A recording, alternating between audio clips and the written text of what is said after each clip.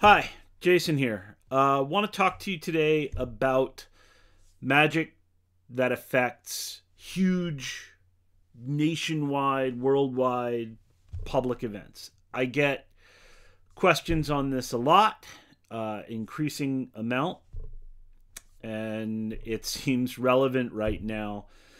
So I thought I'd speak about it. Last week, Diana Brenton provided my philosophy in a nutshell. She said the trick is finding the sweet spot and pushing it to scale. So I completely agree. This is what I teach people about all types of magic, and it's even more important when we're talking about magic against a pandemic or magic to change public policy or magic to do anything large at scale. It's all about levers, boulders, and placement in my head. You're trying to move something huge. So, what's the lever? The lever is the magic that you're doing. Obviously, some magic is designed better than others, but we'll assume that since this is for something big, you're pulling out the big guns. So, what does the big guns? What does that mean in magic? Well, usually it means you can give a lot of people something very simple that requires little in the way of skill. So the cone of power against the Nazis and so on. The various stop Trump efforts that people make. Simple things shared amongst a large group of people can be considered one sort of big gun way of doing magic. Another way to look at it is something very powerful that requires skill and experience that you do either solo or with a small group of experienced people. So why not something really powerful and really complicated amongst a large group of people? Well, because large groups of people don't handle complexity well, and you get into the situation where a chain is only strong as the weakest link. So large groups of people, keep it simple. Smaller groups of people, you can build up the technique, you can build up the nuance, you can negotiate with more nuanced powers and so on. And we'll leave it at that. The details of what that involves are up to you and your tradition. But then we got to think about the boulder that we're trying to move, right? So it's been said magic always works. And it does. If you take a stick from the woods and you place it underneath a boulder and you apply force, force is still applied to the boulder. But it doesn't mean that the boulder budges. Probably your stick is going to break. It means that it simply wasn't enough to overcome the resistance. So we have to think about the resistance of the boulder. So when dealing with public events, public policies, big public magic, what are the types of resistance?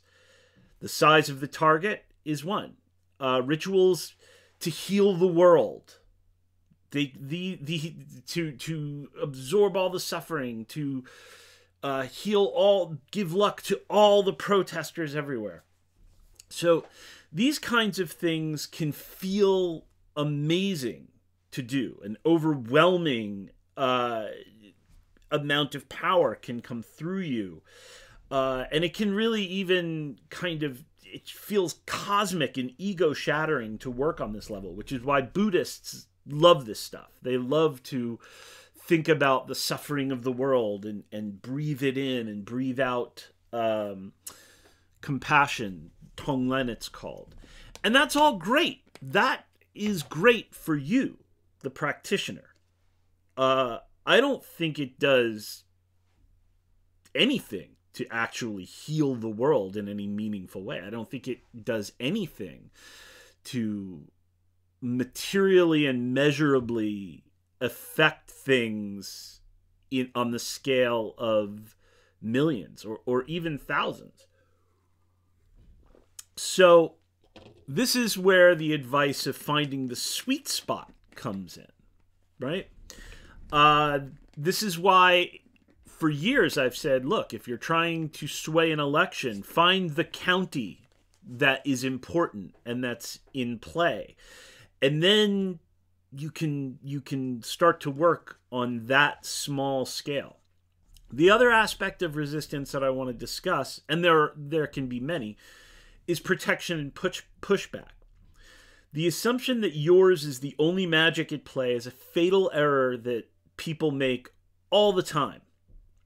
And so is the assumption that magic needs to be labeled magic and occult. So yes, the individual ritual of a witch might be more powerful than the individual prayer of, say, the evangelical down the street. However, when you've got millions of well-organized evangelicals praying at the same time, or doing any kind of work at the same time, well, again, big guns, right? Something simple spread across a huge amount of people.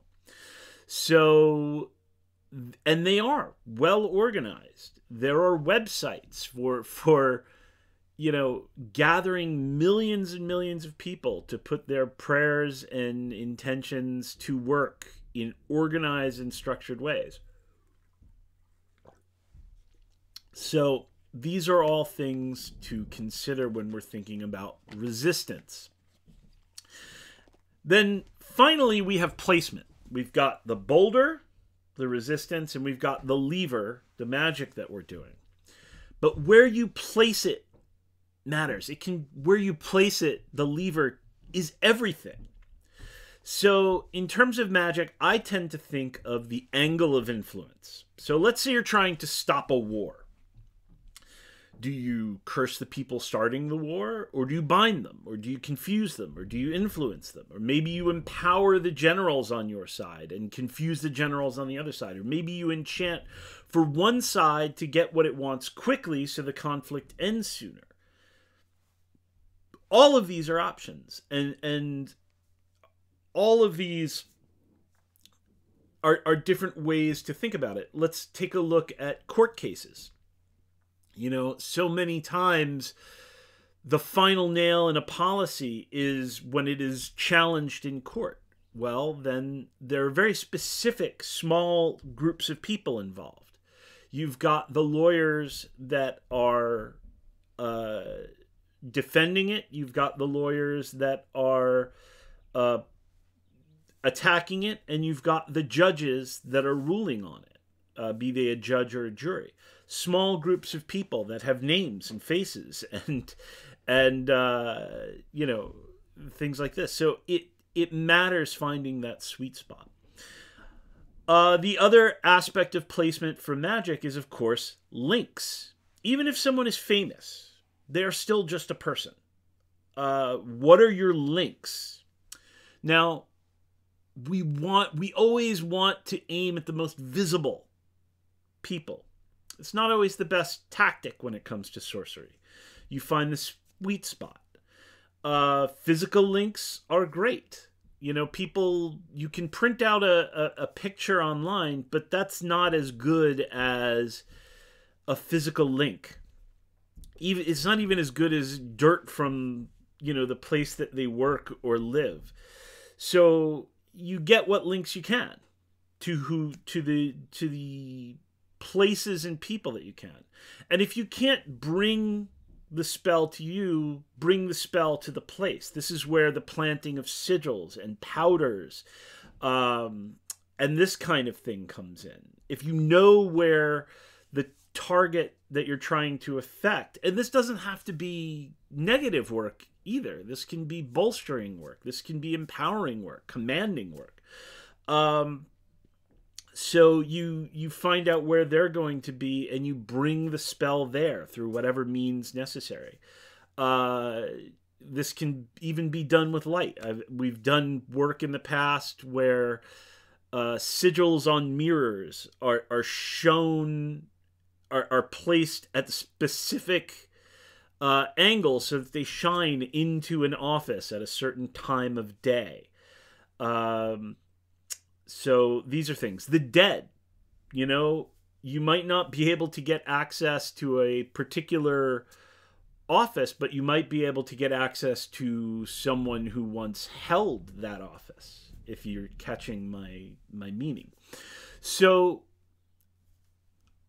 on any one of these, we can go, I could go on and I could go deep, but really we all practice in different modes. But it doesn't matter what mode you're in. Think about the lever, think about the boulder that you're trying to move with the lever, and think about how you're trying to place it. And that's how you affect big things with magic. And again, this is, you know, people that gather to heal the world. It's great. It's great for you, and I'm not saying it has no effect. And certainly if you have millions of people doing that, then it can affect a large group of people as well. But, you know, your group of 12 people, you might be better off protecting or bolstering or affecting or binding a small group of people or even an individual.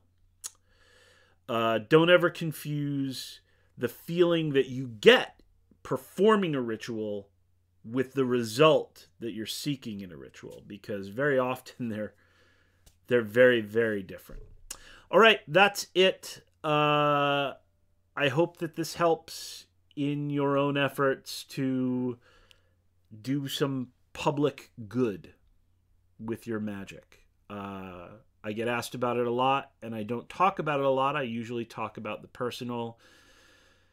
So here's what I had to say on the subject. Thanks.